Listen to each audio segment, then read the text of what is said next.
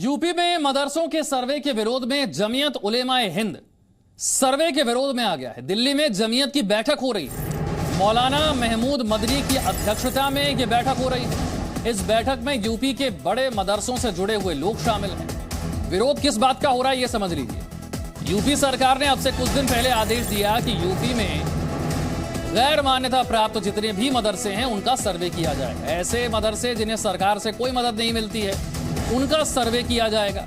इसके लिए टीम बनाई जाएगी, इसके लिए तारीख तय कर दी गई है, इसकी रिपोर्ट प्रशासन को सौंपी जानी है। पूरे यूपी में यह सर्वे होना है।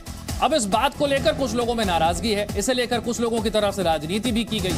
अब जो हम आपको तस्वीरें दिखा रहे हैं ये मदरसों के सर्वे के विरोध में जमीयत उलेमाए हिंद की बैठक की तस्वीरें।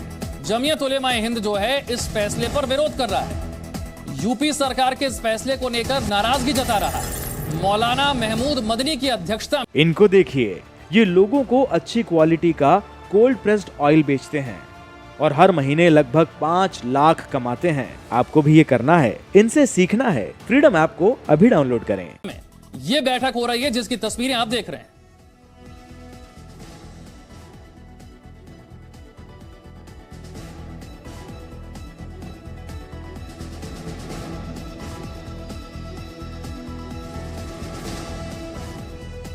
आदित्य मेरे सहयोगी और जानकारी के साथ है, सबसे पहले उनका रुख करते हैं। आदित्य, दिल्ली में जो बैठक हो रही है, अब तक इस बैठक में क्या कुछ चर्चा में आया है और विरोध किस बात को लेकर है? अगर सर्वे होता है तो दिक्कत कहां है?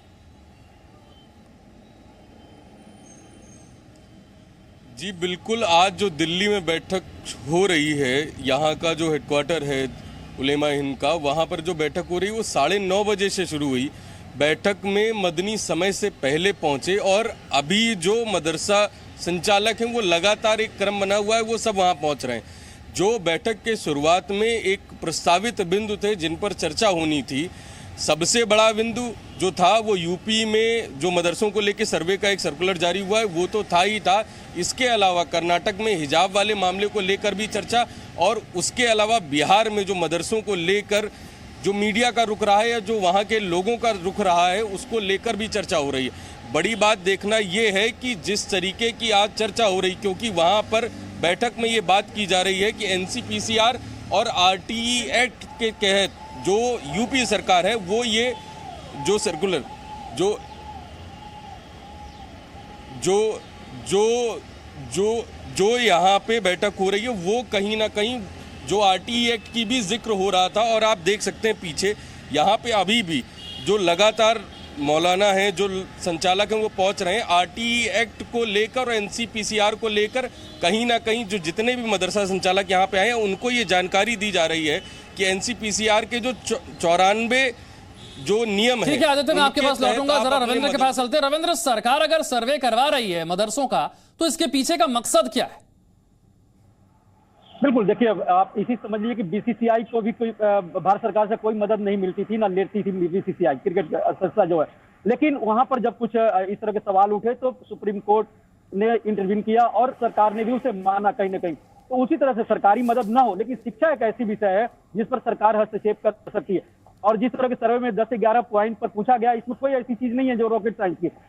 मदरसे का संचालन कौन कर रहा है, कितने बच्चे हैं, शिक्षक कहाँ के हैं, कौन कहां से फंड आता है, ये सवाल पूछा गया यूपी सरकार द्वारा और उसका जवाब देना है। लेकिन जमीयत उलेमा हिंद को कहीं ना कहीं उसी तरह की भूमिका में है जैसे कि 90 के दशक में all India Muslim personal law board को आपने देखा होगा, उस समय बाबरी मस्जिद समय काफी एक्टिव था। अब कहीं ना कहीं जमीयत उलेमा हिंद जो मदरसा 3000 से ज्यादा खुद संचालित करती है, 10,000 से ज्यादा इस एनसीआर में मदरसे हैं जो गैर सरकारी मदद से चलते हैं। तो कहीं ना कहीं सरकार का जो रुख है, खासकर यूपी सरकार का, उसके विरोध में ये बैठक चलेगी और एक प्रस्ताव भी पारित होगा कि मदरसे जब फंड नहीं लेते हैं तो उन पर इस तरह से नियंत्रण सरकार करना चाहती है, क्यों इस तरह के हस्तक्षेप कर रही है। तो जाहिर सी बात सरकार का रुख यही है, चाहे गिरिराज सिंह बोल रहे हो या यूपी सरकार, कि मदरसों में पढ़ाई हो, आधुनिक पढ़ाई हो, जो वहाँ के बच्चे मदरसों के मॉडर्नाइजेशन पर जोर है, ज्यादा बेहतर और आधुनिक शिक्षा मिल पाए इस पर जोर है। सौमिक मेरे साथ असम से जुड़े हैं। सौमिक, पिछले दिनों असम में जिस तरह से एक्शन हुआ वो एक्शन किस आधार पर लिया गया था? देखिए, असम में जब मदरसों पे एक के बाद एक गैर कानूनी मदरसे को गिराया जा रहा था, पिछले बुधवार को जब फिर एक मदरसे को गिराया गया बनगाई गांव में, उस समय जमीयत उलेमा हिंद के जो असम चैप्टर के जो चीफ है बदरुद्दीन अजमल, जो AIUDF से सांसद भी है, उन्होंने सबसे ज्यादा विरोध जताया इसका और वहां पर पहुंच भी गए वो एक दिन के अंदर। फिर उसी दिन रात को पिछले सप्ताह गुरुवार के दिन रात को वो मुख्यमंत्री हिमंता बिस्वा शर्मा से भी मिले और मिलके ये जो मदरसे के खिलाफ जो कार्रवाई किया जा रहा है उनका विरोध भी वो किए।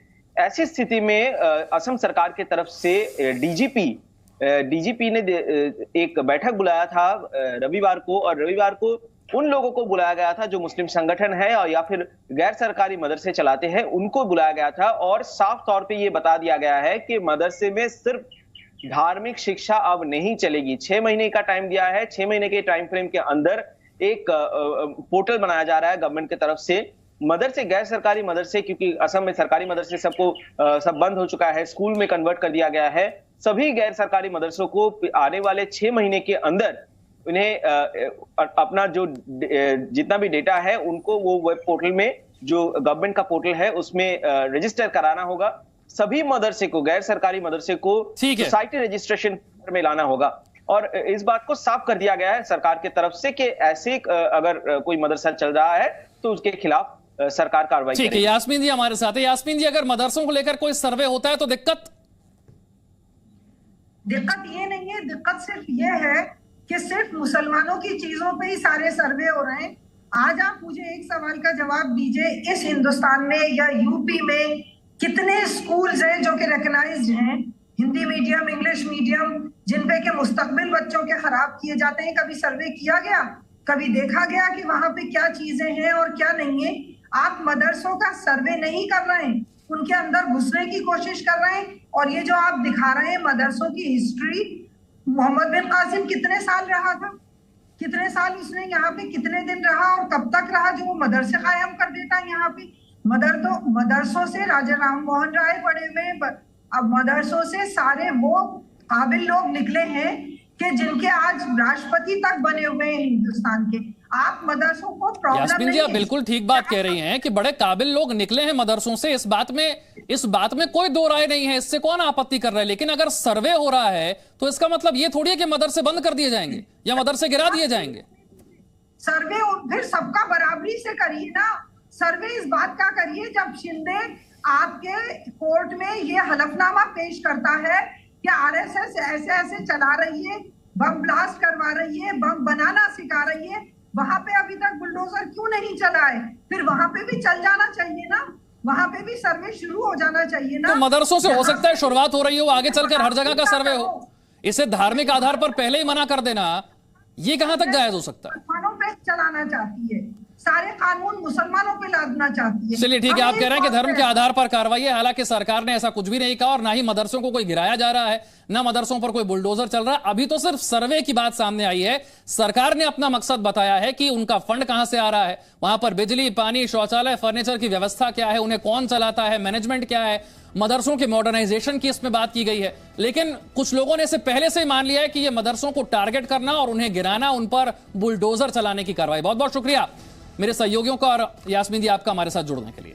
इनको देखिए, ये लोगों को अच्छी क्वालिटी का कोल्ड प्रेस्ड ऑयल बेचते हैं और हर महीने लगभग 5 लाख कमाते हैं। आपको भी ये करना है, इनसे सीखना है। फ्रीडम ऐप को अभी डाउनलोड करें।